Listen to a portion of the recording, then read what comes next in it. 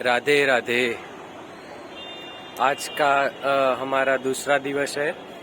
आज से वृंदावन दर्शन हम जाने वाले हैं। यात्रा चालू होने वाली है, तो आप सब बने रहिए हमारे साथ। एक्चुअली मुझे आज बहुत खांसी और सर्दी हो गई थी। मैं उठा तो था 3 बजे, पर मंगला नहीं जा पाया, मंगला आरती में। तो मैं जल्दी जाऊंगा 1-2 दिन में, और उसके भी आपको दर्शन करवाऊंगा। यहाँ पे 4:30 बजे मंगला आरती होती है, और आज हमें अभी इकट्ठा होना है सभी यात्रीगण को, और वहाँ से हम लोग जाएंगे व्रज दर्शन के लिए। तो हर एक स्थल मैं आपको दिखाऊंगा वीडियो में, जितना भी रिकॉर्ड कर पाऊँ, क्योंकि यहाँ पे हमें बंदरों से भी सावधान रहना पड़ता है। वो फ़ोन खींच लेते हैं, किसी के चश्मा खींच लेता है। सो राधे राधे। और राधे राधे यहाँ पे आप कहीं पे भी जाओगे, रिक्शा वाले हो, सब लोग आपको राधे राधे ही बोलेंगे। सो ब्रज में आने में आपको बहुत आनंद आएगा। जहाँ पे भी देखोगे आप, यहाँ पे कृष्ण और राधा की महिमा ही सुनाई जाएंगी। हर एक जगह की महिमा होती है अपनी अपनी। तो मैं प्रयास करूँगा कि आप सभी दर्शकों के लिए मेरे इस व्लॉग में मैं सब कुछ रिकॉर्ड कर सकूं। सो राधे राधे, और हमारे साथ रहिए।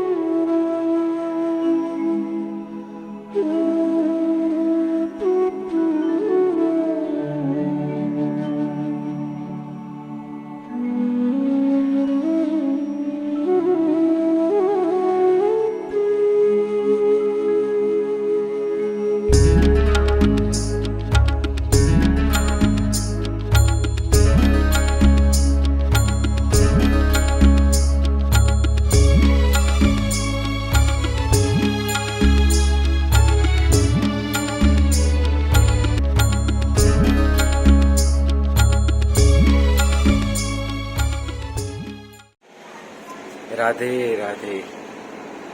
तो अभी आज के जो सेकंड दिन है हमारा, उसमें सुबह हम लोग गए।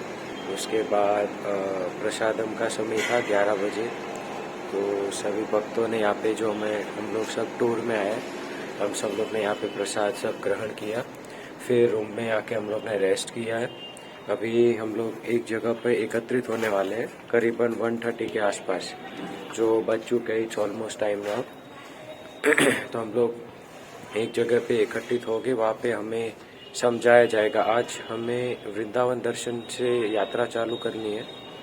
करीबन 12 स्थलों में हम लोग को जाना है दर्शन के लिए। तो अभी हम लोग जा रहे हैं, जहाँ पे हम सब एकत्रित होंगे। वहाँ पे सब समझाया जाएगा कौन से जगह की क्या महिमा है। उसके बाद हम लोग 3 बजे के आसपास आज यात्रा का प्रारंभ करेंगे। मैं हर एक स्थल का रिकॉर्डिंग करूँगा, आपको भी दर्शन करवाऊँगा।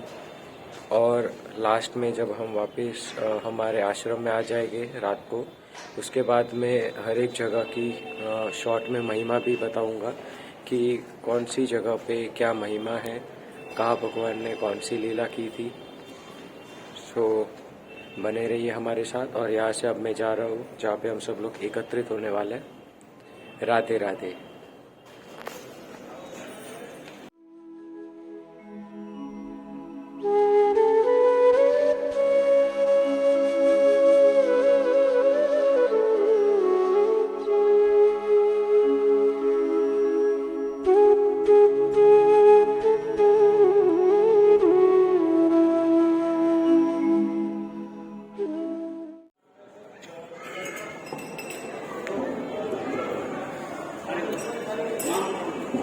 हरे कृष्णा कृष्णा कृष्णा हरे हरे, हरे राम राम राम हरे हरे, कृष्णा कृष्णा कृष्णा हरे हरे, हरे राम राम राम हरे हरे।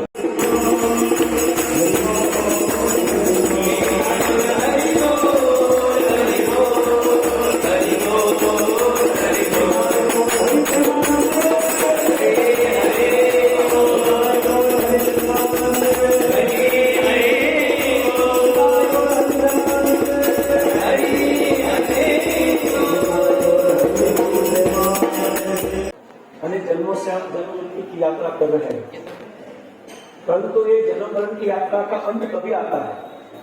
जैसे भगवान भगवद गीता में बताते हैं, भगवान ने बताया कि जन्म मृत्यु जरा व्याधि दुख दोषानुदर्शन, जन्म અને મરણ બધાના જીવનમાં આવવાના છે.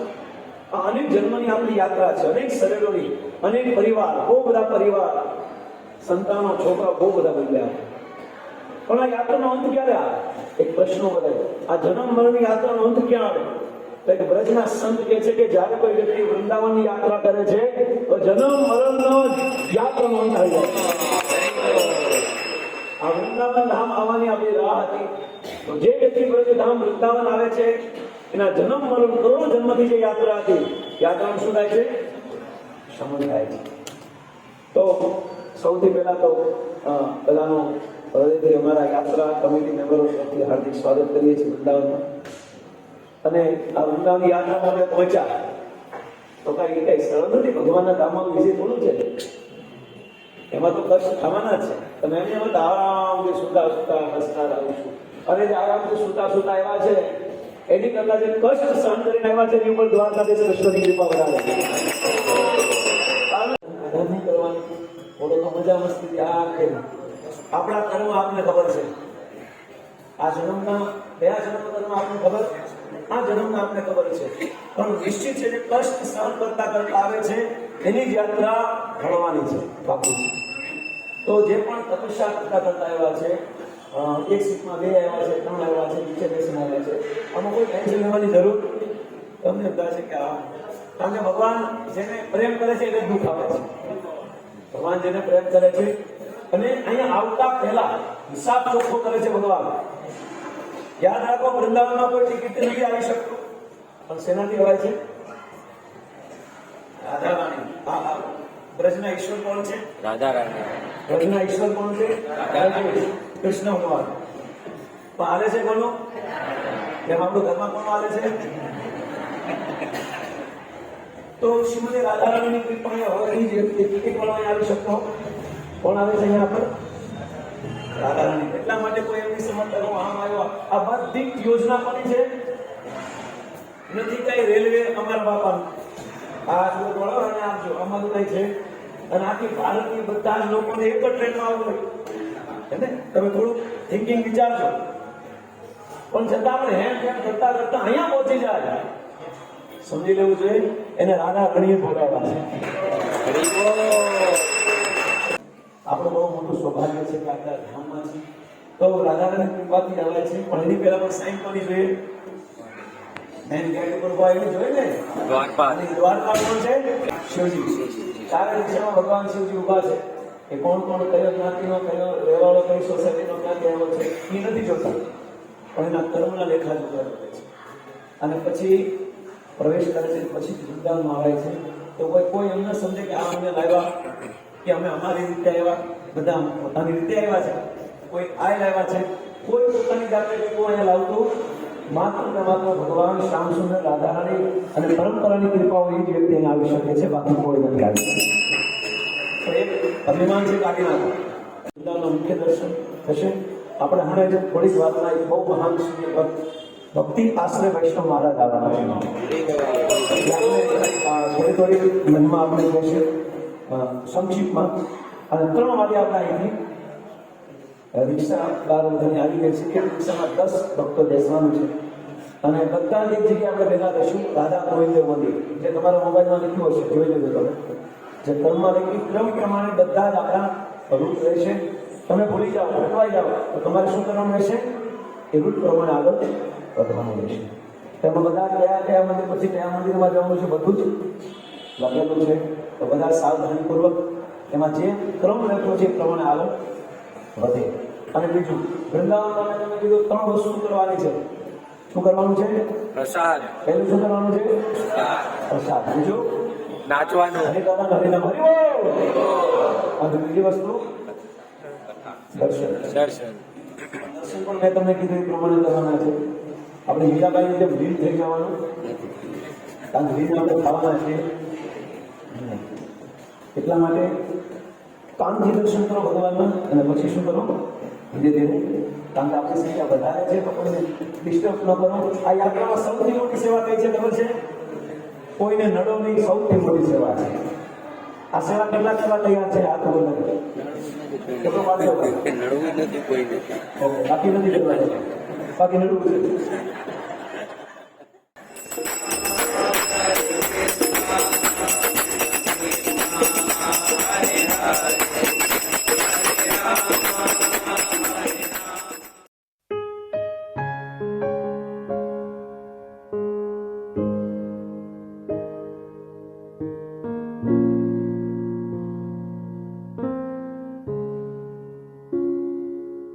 स्वस्त्यस्तु विश्वस्य कला प्रसीदतां ध्यायन्तु भूतानि शिवं मितो धिया मानश्च भद्रं भजत ददोक्षजे आवेशतं नो मतिराप्यहैतुकी हरि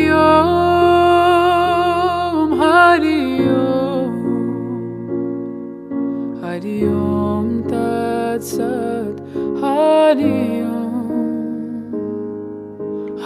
ओम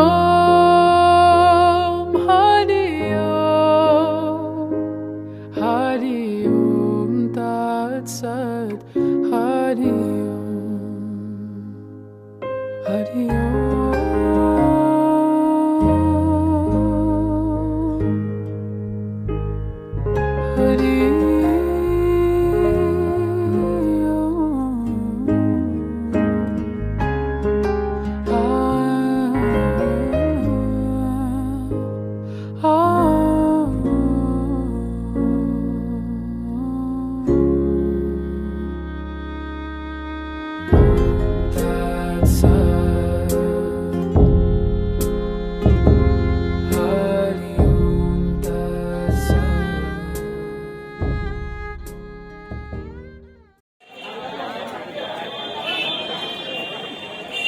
हरे कृष्ण हरे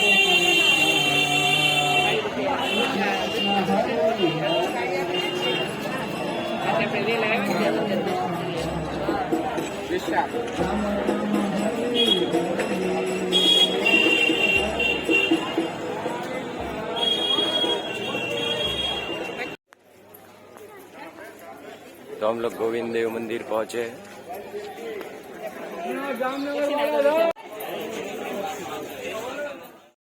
गोविंद देव जी का मंदिर वृंदावन में स्थित वैष्णव संप्रदाय का मंदिर है. इसका निर्माण 1590 तद 1647 विसंग में हुआ था. इस मंदिर के शिलालेख 1 से यह जानकारी पूरी तरह सुनिश्चित हो जाती है कि इस भव्य देवालय को आमेर के राजा भगवान दास के पुत्र राजा मानसिंह ने बनवाया था. रूप गोस्वामी एवं सनातन गोस्वामी नामक 2 वैष्णव गुरुओं की देखरेख में मंदिर के निर्माण होने का उल्लेख भी मिलता है. जेम्स फर्गूसन प्रसिद्ध इतिहासकार ने लिखा है कि यह मंदिर भारत के मंदिरों में बड़ा शानदार है. मंदिर की भव्यता का अनुमान इस उद्धरण से लगाया जा सकता है. औरंगजेब ने शाम को टहलते हुए दक्षिण पूर्व में दूर से दिखने वाली रोशनी के बारे जब पूछा तो पता चला कि यह चमक वृंदावन के वैभवशाली मंदिरों की है. औरंगजेब मंदिर की चमक से परेशान था. समाधान के लिए उसने तुरंत कार्यवाही के रूप में सेना भेजी. मंदिर जितना तोड़ा जा सकता था उतना तोड़ा गया और शेष पर मस्जिद की दीवार, गुंबद आदि बनवा दिए. कहते हैं औरंगजेब ने यहाँ नमाज में हिस्सा लिया. मंदिर का निर्माण में 5 से 10 वर्ष लगे और लगभग 1 करोड़ रुपया खर्चा बताया गया है. सम्राट अकबर ने निर्माण के लिए लाल पत्थर दिया. श्री ग्राउस के विचार से अकबरी दरबार के ईसाई पादरियों ने, जो यूरोप के देशों से आए थे, इस निर्माण में स्पष्ट भूमिका निभाई, जिससे यूनानी क्रूस और यूरोपीय चर्च की झलक दिखती है। गोस्वामियों ने वृंदावन आकर पहला काम यह किया कि वृंदा देवी के नाम पर एक वृंदा मंदिर का निर्माण कराया। इसका अब कोई चिन्ह विद्यमान नहीं रहा। कुछ का कथन है कि यह सेवाकुंज में था। इस समय यह दीवार से घिरा हुआ एक उद्यान भर है। इसमें एक सरोवर है। यह रास मंडल के समीप स्थित है। इसकी ख्याति इतनी शीघ्र चारों ओर फैली कि सन 1573 ईस्वी में अकबर सम्राट यहाँ आंखों पर पट्टी बांधकर पावन निधिवन में आया था। यहाँ उसे ऐसे विस्मयकारी दर्शन हुए कि इस स्थल को वास्तव में धार्मिक भूमि की मान्यता उसे देनी पड़ी। उसने अपने साथ आए राजाओं को अपना हार्दिक समर्थन दिया कि इस पावन भूमि में स्थानीय देवता महनीयता के अनुरूप मंदिरों की एक श्रृंखला खड़ी की जाए।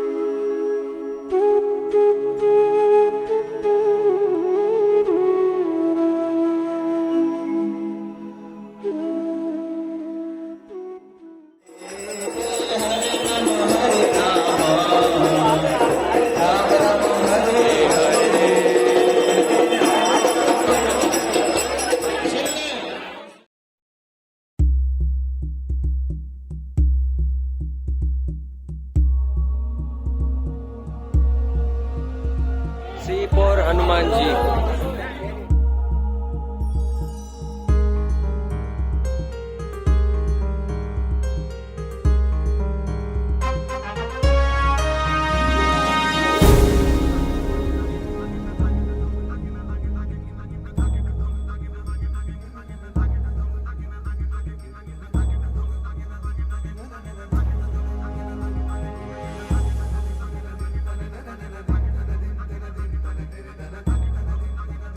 वृंदावन में ये प्रभु जी की दुकान बीच में आई तो हमने उनकी कलाकारी देखा। बहुत ही सुंदर ये भगवान पे पेंटिंग करते हैं।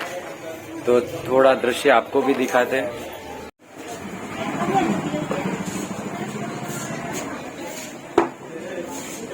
राधे राधे प्रभु।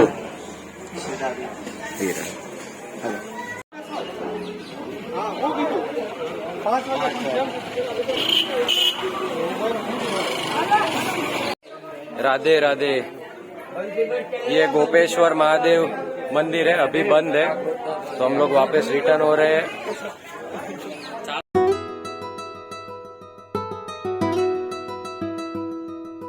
हम रंगनाथ पहुंचे। अच्युतं केशवं कृष्ण दामोदरं रामनारायणं जानकी वल्लभम्। अच्युतं केशवं कृष्ण दामोदरं रामनारायणं जानकी वल्लभम्। कौन कहते हैं भगवान आते नहीं, कौन कहते हैं भगवान आते नहीं। तुम मीरा के जैसे बुलाते नहीं, तुम मीरा के जैसे बुलाते नहीं। मारो सावरियो सरकार, मारो सावरियो सरकार, माने और जगत से क्या लेना, क्या लेना। थारी आस लगाऊं, हर पल तुम्हें बुलाऊं, ओ थारे दर्शन पाके अपने भाग जगाऊं। मारा तू ही है भरतार,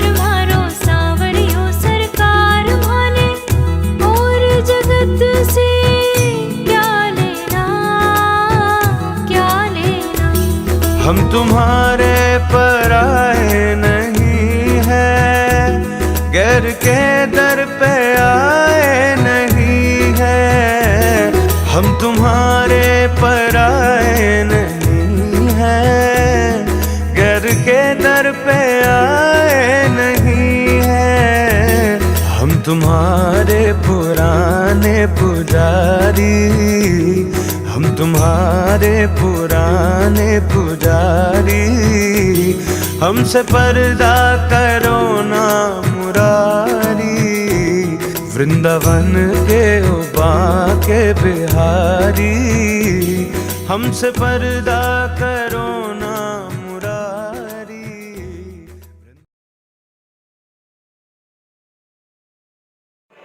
ये रंगनाथ जी का मंदिर है। यहाँ का एटमॉस्फेयर इतना स्पिरिचुअल है कि मन प्रसन्न हो जाता है। राधे राधे। वृंदावन में हर किसी को आना चाहिए यहाँ पे, क्योंकि यही हमारी भारतीय संस्कृति है। मेरे पीछे ये पूरा रंगनाथ मंदिर है। बोलो विष्णु भगवान की जय। वृंदावन के उबा के बिहारी, हमसे पर्दा करो न मुरारी। जरी की पगड़ी बांध मेरे साथ यहाँ के पुजारी है जो ये रंगनाथ मंदिर में सेवा पूजा करते हैं, तो उनसे थोड़ा विशेषताएं सुनते हैं हम कि ये मंदिर, ये स्थल क्या है, यहाँ पे क्या कुछ हुआ है। तो मैं उन्हीं को बोलता हूँ, अपना नाम बताए और शुरू करिए। पंडित रवि गौतम मेरा नाम है। मैं भक्तों को मंदिरों के दर्शन के बारे में बताता हूँ सर, जिससे कि यात्रियों को दर्शन करने में आसानी प्राप्ति होती है सर। तो आप दर्शन करते हो, ब्लैक स्टोन में लेटे हैं विष्णु भगवान क्षीर सागर में। शेष नाग छत्ते छाया कर रहे, चरणों की साइड माता लक्ष्मी देवी चरण दबाती हैं। उनके मुख की ओर माता भूदेवी है, वेद और मंत्रों का पाठ करती हैं। ब्लैक स्टोन का विग्रह चलता नहीं, आगे गोल्डन का विग्रह है। ये गोल्डन का विग्रह साल में एक बार आता है। जनवरी का महीना में सबसे बड़ी एकादशी आती है, उसको बोलते हैं मोक्ष एकादशी, यानी बैकुंठ एकादशी। उस दिन जो बैकुंठ द्वार में से निकाली जाती है। आगे आगे पालकी होती है, पीछे पीछे लाखों भगत होते हैं कि हाथी घोड़ा पालकी और जय कन्हैया लाल की। बोलो विष्णु भगवान की जय। ताली मारो, हंसी करो, राधे राधे बोलो सर। राधे राधे। ये सब सो ये यहाँ का स्थान का महत्व है। अभी हम अंदर की तरफ चलते हैं इनके साथ ही, और ये वर्णन करेंगे हमने। ये मंदिर में है 284 स्तंभ है। हमारा हिंदू धर्म में 33 कोटि देवी देवता है, 4 नीचे और 4 ऊपर बने हुए हैं भैया। आप देख सकते हैं ये जो बता रहे हैं, यहाँ पे बहुत सारे स्तंभ हैं जो भी उन्होंने बताया। हाँ बोलिए। 284 खम्भों पे 8 देवी देवता नीचे विराज, 4 ऊपर 4 नीचे ऊपर। कोई पिलर में जोड़ नहीं है। आप देख सकते हो व्हाइट द्वार दिख रहा है उनको। हमारा हिंदू धर्म का देवी देवता व्हाइट बिल्डिंग पे भी वास कर रहे हैं सर। ये जो व्हाइट द्वार है, ये एग्जैक्ट मेरे मीनाक्षी पीछे दरवाजा, जो जिसको मीनाक्षी दरवाजा कहते हैं।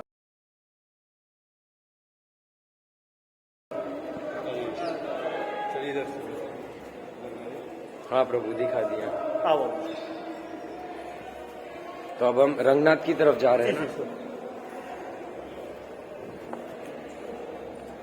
तो अभी ये हमें रंगनाथ मंदिर की तरफ ले जा रहे हैं, और अगर आप यहाँ पे आते हो तो इनसे जरूर मिलिए। ये आपको बहुत ही अच्छी तरह से दर्शन करवाएंगे मंदिर के। सही है ना प्रभु जी?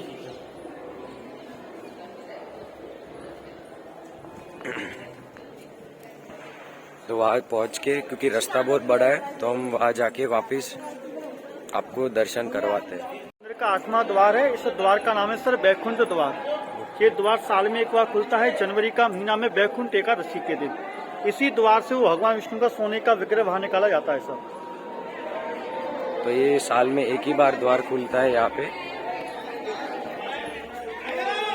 तो अब हम यहाँ पे म्यूजियम पे आए हैं, तो आगे ये प्रभु जी हमें गाइड करेंगे।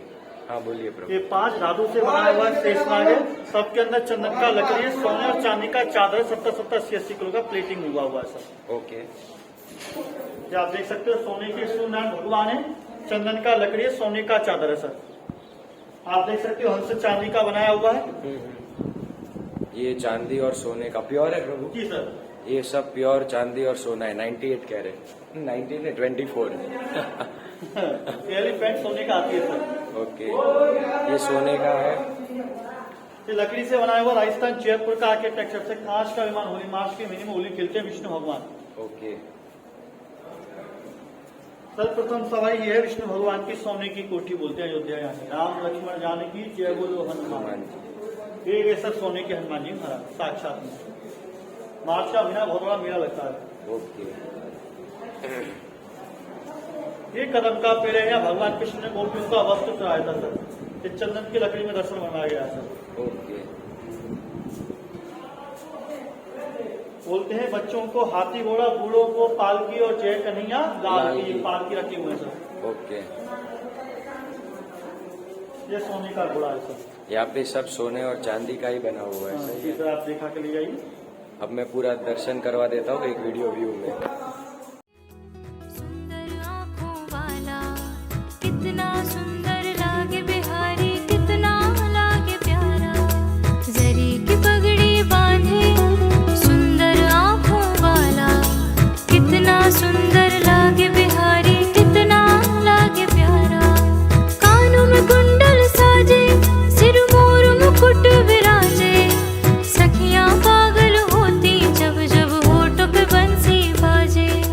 है चंदा ये सांवरा। देख रहे हो आपके पीछे गर्भ स्तंभ है। ओम मंगलम भगवान विष्णु, ओम मंगलम गणपति, ओम मंगलम पुंडरीकाक्षाय, ओम मंगलावतम हरि। ये विष्णु भगवान के वाहन है गरुड़देव। चंदन का लकड़ी है, 550 किलो का सोने का प्लेट है। ये सोने का स्तंभ मथुरा का रहने वाला सेठ अपनी माँ के नाम से लगवाया। चलेंगे वृंदावन धाम, हमारे करेंगे पूजनी माता पिता का नाम। इस स्तंभ की महत्वता है। बोलो राधा रानी की जय।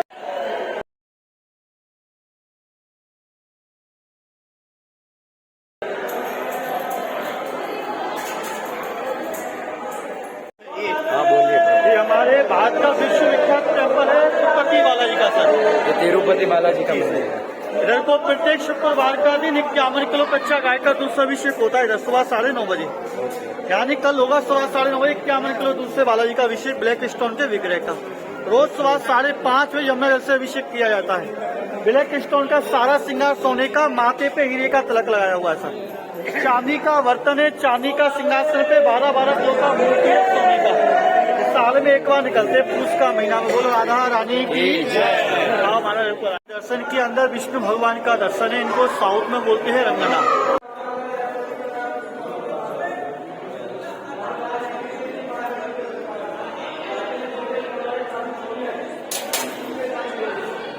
को बोलते हैं साउथ में रंगनाथ। इन्हीं के नाम से मंदिर का नाम पड़ा है रंगनाथ मंदिर। एक साइड को माता लक्ष्मी देवी है और एक साइड को उनका वाहन पक्षी है भगवान गरुड़देव। बोलो विष्णु भगवान की जय, राधा रानी की जय। ताली मारो, हंसी करो, प्रेम से राधे राधे बोल के आइए। राधे राधे। तो ये मैंने जो अभी आपको दर्शन करवाए वो रंगनाथ मंदिर है। तो इन्होंने बहुत अच्छा प्रयास किया है। तो इनके लिए सभी लोग जो भी ये वीडियो देख रहे हैं, एक बार भगवान का नाम लीजिए इनके लिए और इनका स्वागत करिए। थैंक यू प्रभु जी, सब समझाने के। राधे राधे।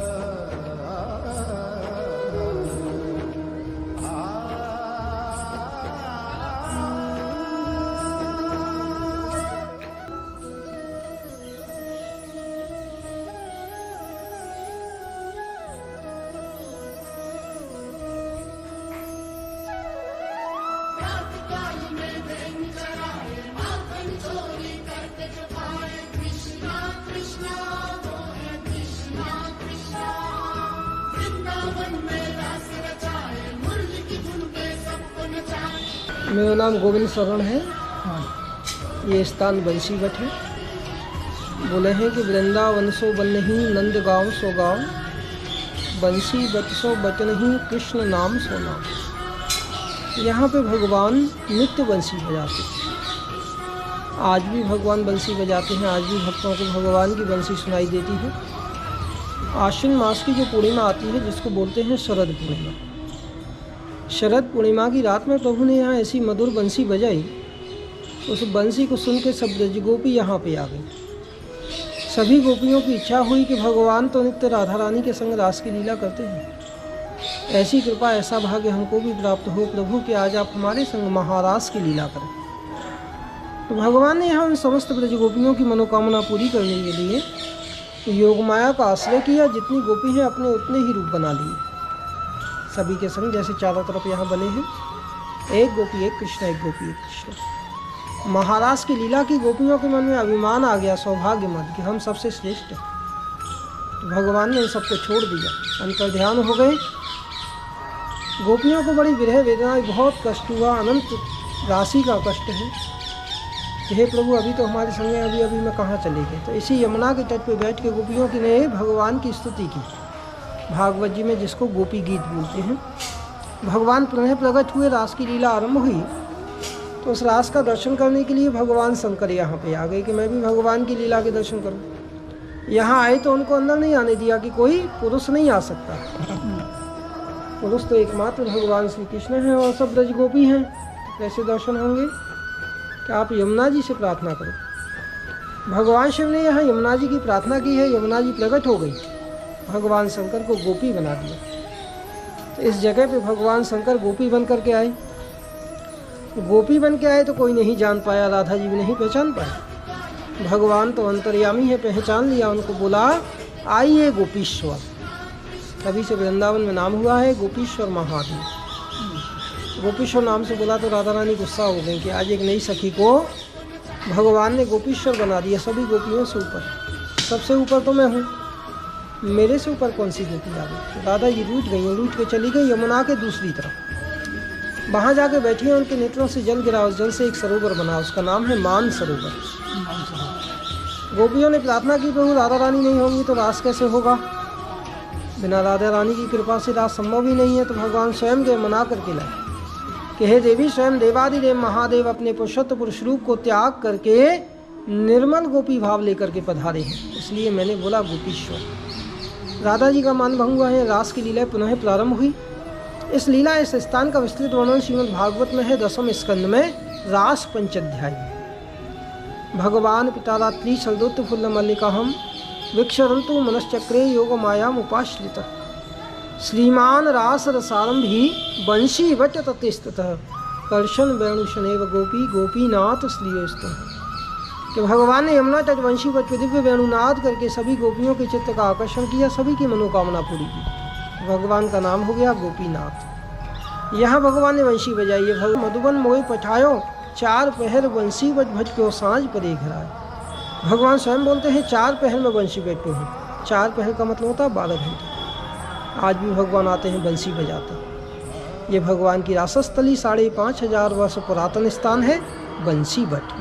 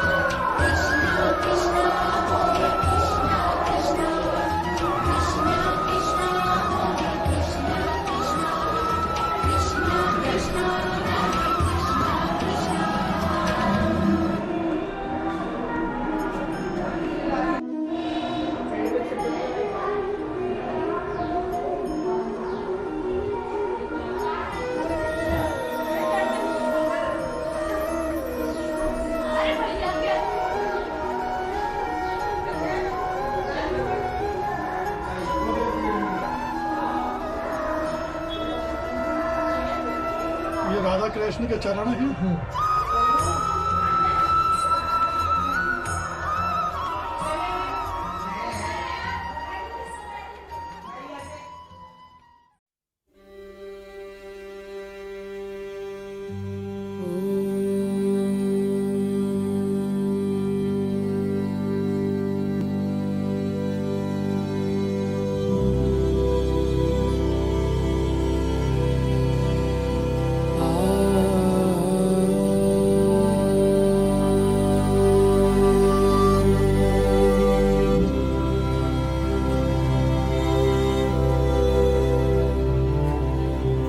राधा गोपीनाथ जी है ना उवाच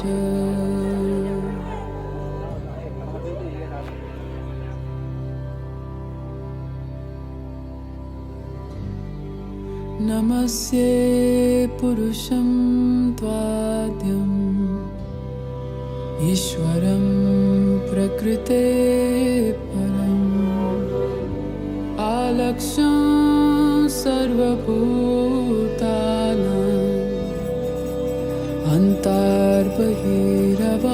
अन्तर्बहिरवस्थितम् नमो नमः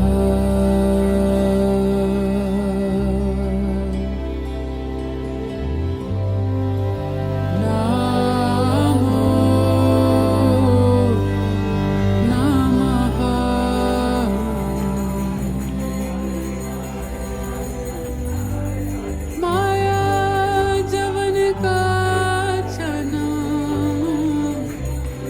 आज्ञधोक्ष जमाव्ययम् न लक्ष्यसे मूढादृशा नटो नाट्यधरो यथा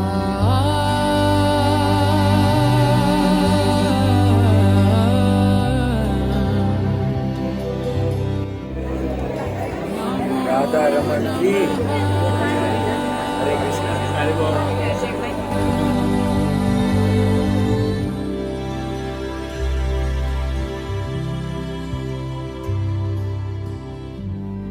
तथा परमहंसानां मुनीनां ममलात्मनां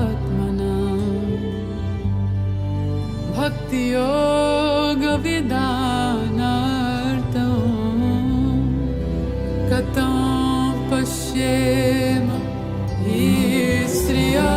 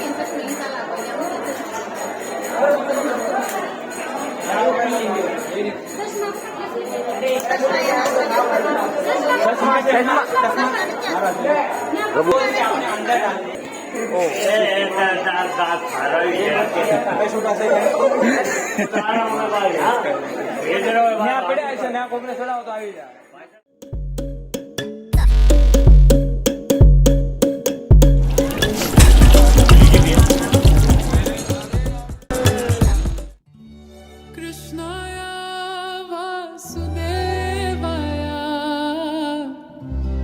देवकी नंदनाय च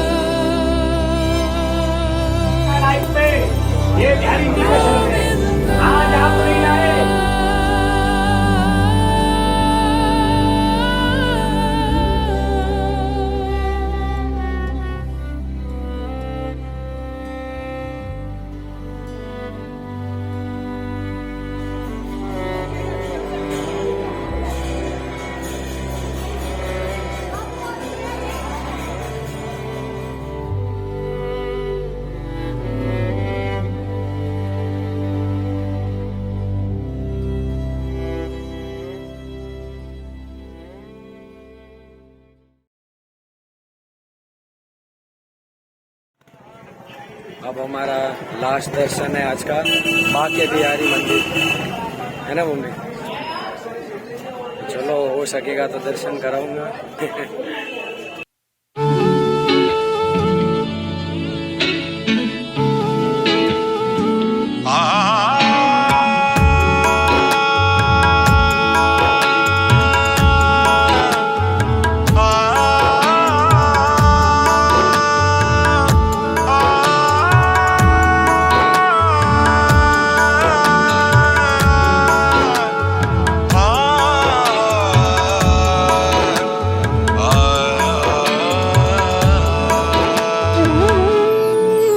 तेरी बाकी अदा ने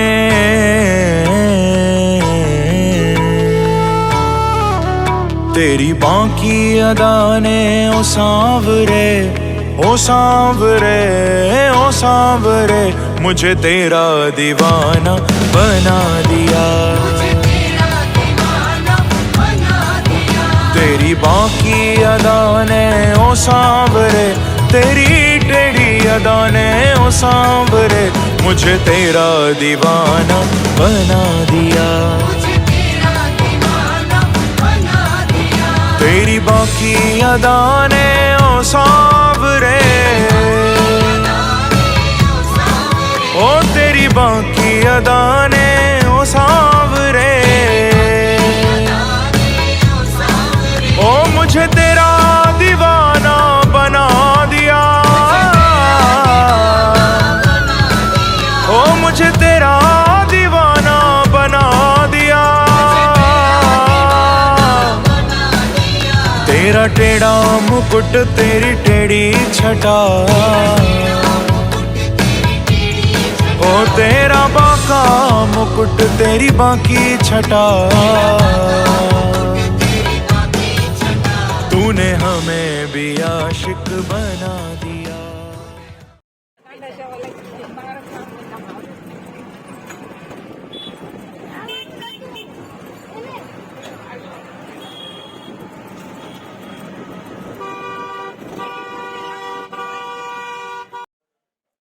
राधे राधे।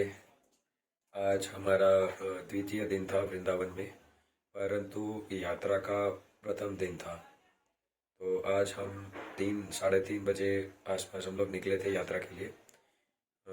टोटल 12 to 13 मंदिर हम लोग ने विजिट किए। 12-13 जगह हम लोग गए और वहाँ पे दर्शन किए। हर एक मंदिर में अलग अलग रहता है कि आप फ़ोटो क्लिक नहीं कर सकते, किसी मंदिर में अलाउड रहता है। मोस्ट ऑफ द मंदिर में अलाउड नहीं था, फिर भी मैंने प्रयास किया कि आपके लिए दर्शन मैंने रिकॉर्ड किए। भगवान के जहाँ जहाँ मैं गया वहाँ प्रयास किया कि आपके लिए मैं भगवान का दर्शन करा सकूँ। दूसरी बात, अगर हम वहाँ पे रिकॉर्ड करते हैं वीडियोस तो बहुत ध्यान रखना पड़ता है बंदरों से, क्योंकि वो तुरंत छीन लेते हैं, बीच बीच में आके छीन लेते हैं। वो बहुत सारे लोग के चश्मे ले गया था, फिर उसको 2-3 फ्रूटी देनी पड़ती है तब जाके वो चश्मा देता है। अगर उसने पहले ही तोड़ दिया तो फिर कोई मतलब नहीं है फ्रूटी दे के। तो बहुत सारे हम लोग ने अलग अलग प्रकार के सब दर्शन किए और आनंद आया। ये एक धार्मिक स्थल है, बहुत ही मज़ा आया। मेरा तो पूरा गला बैठ गया है, सर्दी हो गई है। हम लोग कितना चल चल के इतना थक गए अभी आज के लिए तो मैं अभी आश्रम में आया और थोड़ा रेस्ट किया, वो बात लिया मैंने और थोड़ा फ्रेश फील हो रहा है। अभी कल सुबह हमें वापस यात्रा के लिए जाना है, उसका भी मैं अलग से वीडियो बनाऊंगा। हर दिन का एक वीडियो मैं बनाऊंगा इसके लिए। और सरप्राइज़ है आपके लिए, कल का दिन हम लोग वृंदावन के जो सबसे मशहूर है राधा रानी, उनके घर बरसाना जाने वाले हैं। कल सुबह 6 बजे करीबन हमें टाइम दिया गया है यहाँ से निकलने के लिए। और सारे भक्त लोग हैं यहाँ पे, तो सब आनंद मंगल करते हुए, भगवान का प्रसाद खाते हुए, पर कीर्तन करते हुए, झूमते हुए चलते रहते हैं। सो आप भी मेरे साथ बने रहिए, वृंदावन की यात्रा कीजिए। अगर आप नहीं आ सकते हो तो मैंने प्रयास किया है कि रिकॉर्ड कर सकूँ यहाँ के मंदिरों में, तो आप मेरा वीडियो देखिए। अगर आपको पसंद आया है तो प्लीज़ सब्सक्राइब कीजिए और कमेंट में भी आपकी जो भी भावनाएं हैं वृंदावन के प्रति उसे कमेंट कीजिए और मैं ऐसी वीडियो बनाते रहूँगा। राधे राधे।